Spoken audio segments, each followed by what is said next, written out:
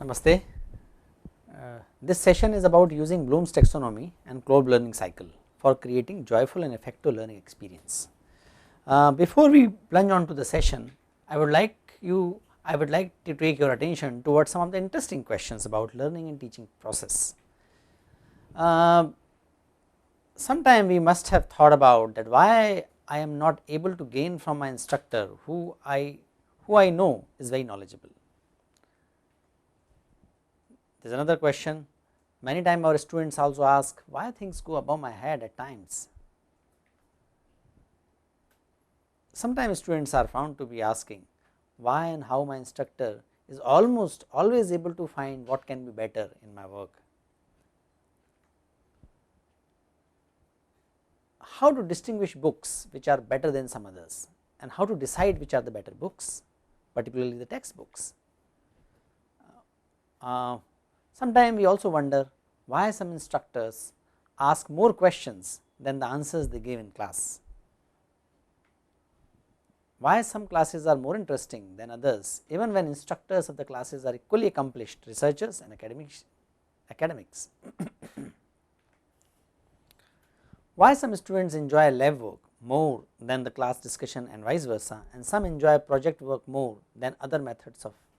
These are the questions we might have asked as students, and these are the questions our students might be asking, and answer of these questions lies in the fact that learning and teaching is not a straight and simple activities of giving and receiving instructions.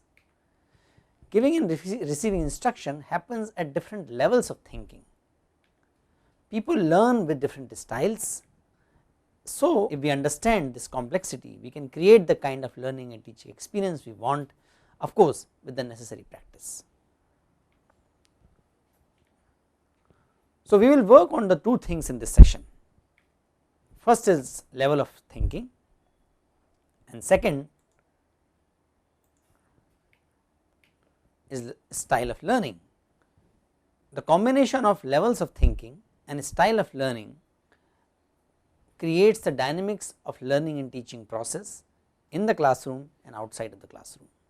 First we will look at the levels of thinking and how that aspect and this concept connects to learning and teaching method. To understand the levels of cognitive learning, we use Bloom's taxonomy.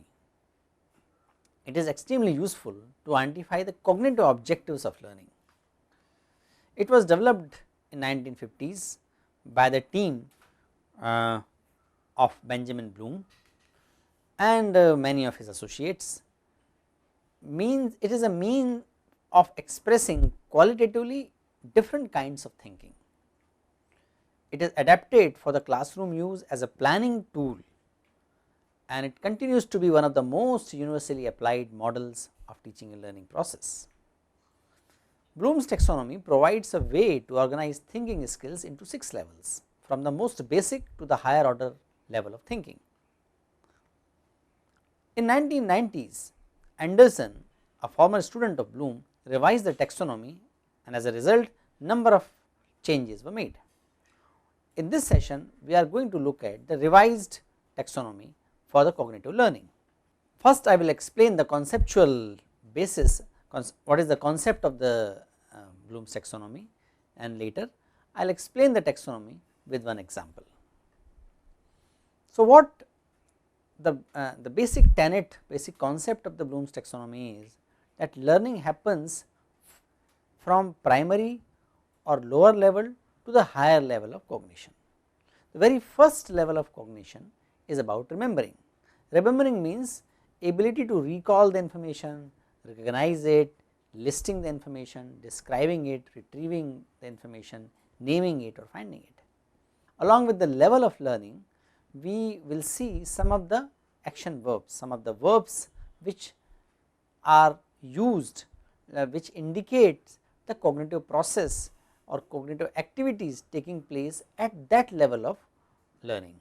So, in that regard, the first is remembering, and remembering means recognizing, listing, describing, retrieving, naming or finding the information. Higher than remembering level is called understanding. It is about our ability of explaining ideas or concepts. So, when we want to check or we want to ensure the understanding level of cognitive learning, we need to ensure that the students or learner are able to interpret, summarize, paraphrase, classify or explain the information. Higher than understanding is application. Applying level of cognitive learning means using information in another familiar situation, simply ability to use the information for the practical purpose. When we are aiming at application level of learning, what we are doing? We are actually ensuring that learner is able to implement, carry out, use or execute information. Higher than application level is analysis. Analysis of cognitive level of analytic level of cognitive learning is about breaking information into parts to explore the understanding and relationship amongst the different parts. What that simply means? When as a teacher, when as an instructor I am aiming at analysis of learning, analysis level of cognitive learning, then we are ensuring and we need to ensure that students are able to compare, organize, deconstruct, interrogate the informations related to the topic which we are teaching. What is the higher than analysis? Higher than analysis is evaluation. Evaluation level of cognitive learning is about ability to make a decision or course of action, identify the course of action. A learner is supposed to achieve the evaluation level of learning when a learner is able to hypothesize, able to critique or experiment or judge or check the validity of that information. Higher than evaluation level is creation. Cognitive learning at the creating level means generating new ideas, developing new products or identifying the ways of viewing things differently. So, when we are aiming at creating level of learning, our student should be able to design, construct, plan, produce or invent some material, some product or some new way of approaching the topic of our discussion. So, you can see that Bloom's taxonomy has these levels starting from remembering to creating, and for the same topic we can aim at different levels of learning.